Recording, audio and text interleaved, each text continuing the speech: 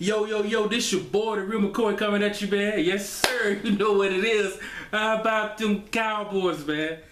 Hard fought, tough win against a tough opponent, man. At home, we fight, we fought, we scratched, we clawed, we fought to the end, and we came out with that W, man.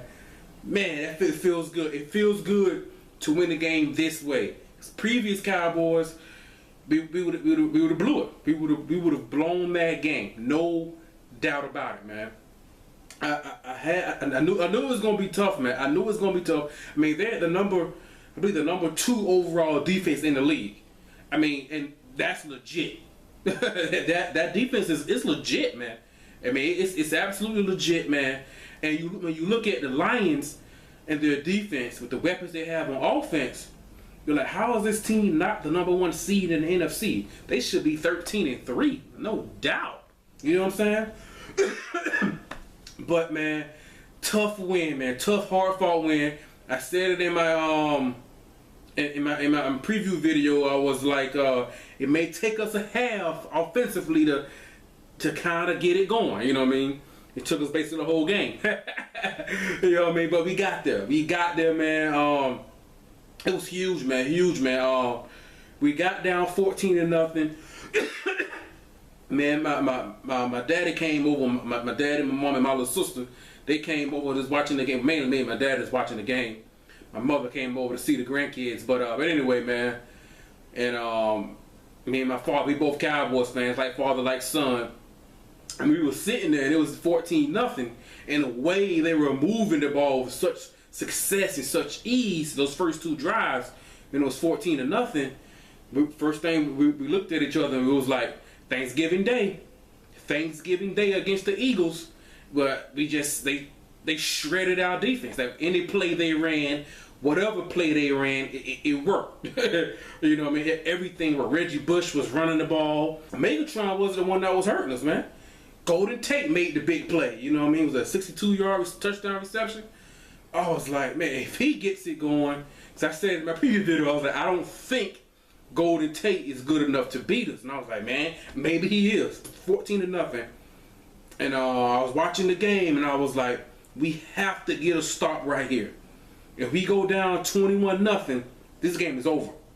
But we got to stop, and we made them punt. I was like, okay, we still got a shot here. And we didn't necessarily have to score on our next drive.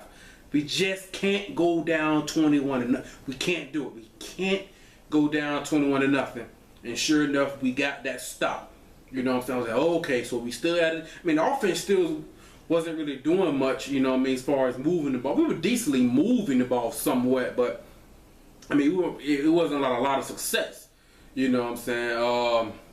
Man, it was tough, man. I mean, that defense is for real, man. Their defense, I mean, their defense maybe even better than Seattle's, man. Their defense is for real, man. Especially against the run. You know what I mean? DeMarco with 19 carries, 75 yards. That's kind of how I expected it to be. I mean, they were only giving up, was it 62 or 60 rushing yards a game? I mean, that's incredible.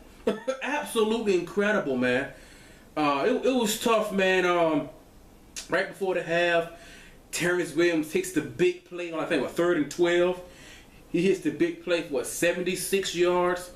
If he had to run another 5 yards, he wouldn't have made it. He got tackled. He would have been tackled, but he made it. Made it 14-7.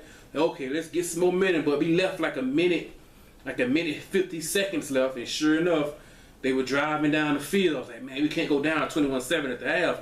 Defense, get a stop.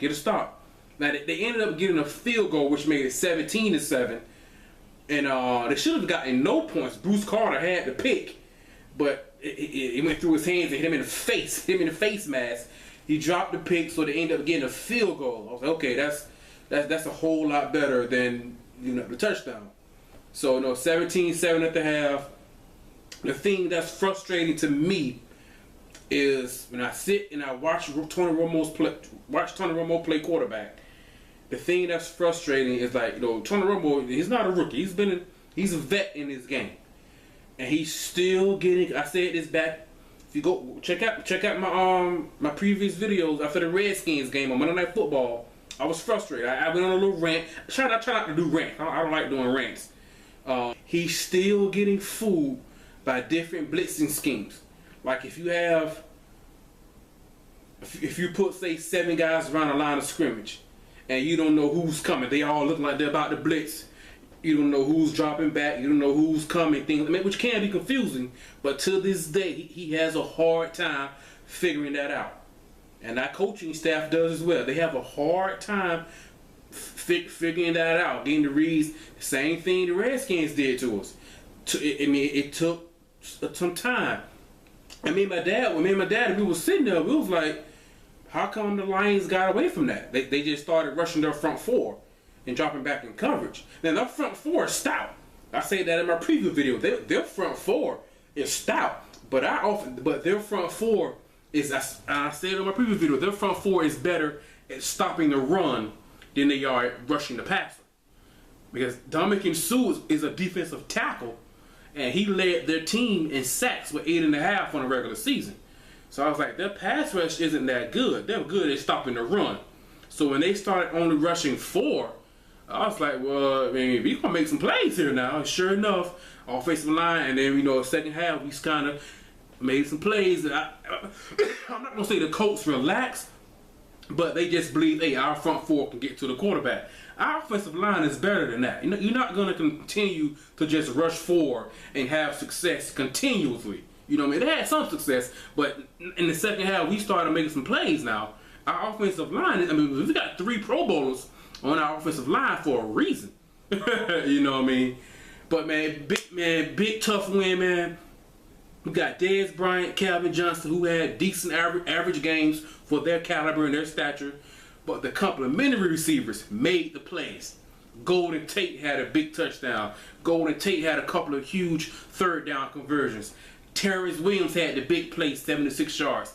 Terrence Williams scored the game-winning touchdown. You see what I'm saying? The complementary receivers made the plays.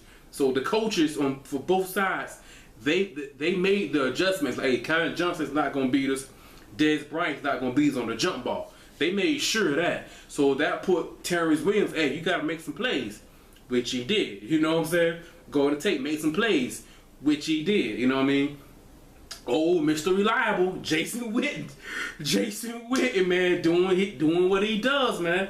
And that's why I was saying in my preview video, I was like, I said it may take us a half to adjust to this physical defense and this talented defense. And it took us about the whole game, the last drive for us to have some success. I mean, somewhat in the second half, we started moving the ball, things like that. But I was like, we gonna be able to do it. And Jason Witten, sure enough, on 4th and 6, he makes he's going upfield and makes a cut like he's going outside and come back inside, totally fooled the guy. He's wide open in the middle of the field, 4th and 6, gets like 20 yards. Boom, Jason Witten. And that's why I was like, I was saying in my preview video, because of all the weapons that we have, that's why I said that's probably the only reason why we're going to beat Detroit in this defense. I said, I don't think DeMarco is going to have 100 yards. I mean, 75, hey, I'll take that. Against this defense, I will take 75 rushing yards. It may sound measly to some people. Oh, 75? Against that defense, man, against that run defense, I'll take it. Yes, sir. I will take that. You know what I'm saying? And Cole Beasley, I'm still calling him the X factor in the playoffs. He's making those key plays here. We just got so many weapons, man. Terrence Williams making plays now. So if we go to Lambeau, Don Capers, the Packers defensive coordinator, he's going to have to look at that. And they got Terrence Williams who can make a play. Dez, like, man, can't leave him one-on-one. Jason Witten in the middle of the field. Cole Beasley working in the middle of the field. Damn, we got to stop their run. Hey, we've got weapons all day. Now, what Don Capers may do, he may look at this tape. He may go back and look at the Washington Redskins game on Monday night and be like, if we mix up our blitzing schemes, if we do it for entire 60 minutes of not every single play, but for majority of the time, we can confuse this guy. Romo still has an issue with that. He's still getting confused with that. He has a hard time reading it and picking it up. You know what I mean? And a lot of the coaching, man, there were times where a guy would come through scot-free Romo had no chance. You know what I'm saying? Absolutely. As great as our offensive line is, if you want to have 5 to block and you send 6 or 7, I mean, it's simple math. it's simple math. You're gonna have a free man, a free rusher. Now that's on the quarterback and the receivers to do hot routes, hot reads, things like this. Sometimes football can be that simple. You know what I mean? Quick slants, crossing routes, drag routes, wide receiver, running back out of the backfield, things like that. You know what I'm saying? But man, man, you playing against a good defense, man. Their defense is for real. You know what I mean? They had a great defense, man. Great win, man. I mean, they only scored 3 points in the second. I mean, a lot of people are probably going to knock our defense. Cowboys defense is garbage. I mean, look at that defense. People are going to say, well, how are you going to stop Aaron Rodgers in a passing attack? Going to be tough. Not going to be easy. Going to be tough, especially if Eddie Lacy gets going. Hey, I mean, Dan Bailey missed the field goal. I was like, this just isn't our day. It's just not our Dan Bailey's the most accurate kicker in NFL history. He was like, what, a 30, 40-yard kick? Definitely within, well within his range. The angle was good. I was just like, it's just not our day. I mean, right after the second half, Tyrone Crawford, who's been balling the last couple of weeks, tipped the pass, Matthew Stafford's pass. Kevin Wilbur, the linebacker, picks it off. We start out our first possession in the second half on their 19-yard line already in the red zone, and we come away with no points. We couldn't punch it into the end zone. Dan Bailey missed the field goal. I was like, it's just not our day, man. But we were right there. We're hanging in, down 17-7 with plenty of football left. Plenty of football left, man. I was like, we're gonna make a play at some point. Just need the defense to hold on strong. Our defense been doing what it's been doing all year. Bend, don't break. We give up a lot of yards, but not a lot of points. At the end of the day, points is what matters. That's all that matters. That's all. Well, points and winning. Winning is what really matters. But, you know, during the game, the course of the game, points. I can give up a 99-yard drive. You didn't get a touchdown. If you go for it on 4th down and I stop you, I didn't give up no points. You see what I'm saying? Points is what matters. You only gave up 20 points. You go back and look at that game, like, man, they shredded the Cowboys' defense up. But they only gave up 20 points. League average is 22. I think 22.9, I believe. That's league average as far as defense. You know what I mean? This season, I believe it was 22.9. From not in that area. Somewhere in that area. So we gave up average. Our defense, I've been saying it all year. Our defense is average. We're average. We're not going to shut anybody down. Things like that, but we're not likely going to give up 40, 45, 50 points. You know what I mean? If we were going to do that, we would have done that on Thanksgiving Day to the Eagles. They could have scored 53. Defense played horrible. I mean, 33 is a lot, but it could have been a whole lot worse than that. You know what I'm saying? Defense been playing the same way, opportunistic, man. We get that key turnover right when it's needed. Key turnover right when we need it. And we thought we had it. We go down, we score 24-20 Terrence Williams. There's about 3 minutes left. Okay, defense, we got a hold. We're up 4, so we know that they need a touchdown, not a field goal, which is good. They drive. DeMarcus Ware's replacement, DeMarcus Lawrence, the rookie, who all Cowboys fans, we've been waiting on this guy. You know, we were patient with him because he was going up against our all-pro left tackle, Tyron Smith.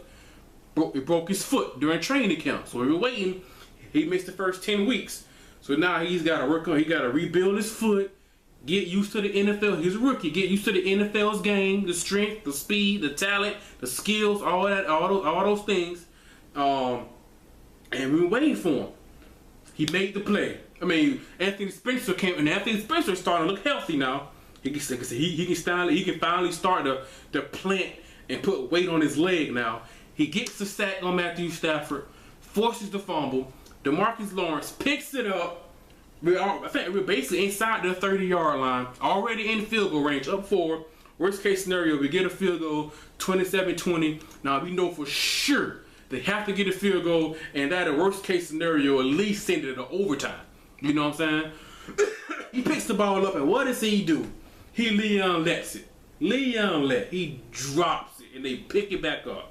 I was like, oh man. That was about the actual reaction. I jumped out of my chair and I mean, it was crazy, man. I mean, my daddy pissed off like, no, the game is in your hands, and he dropped it.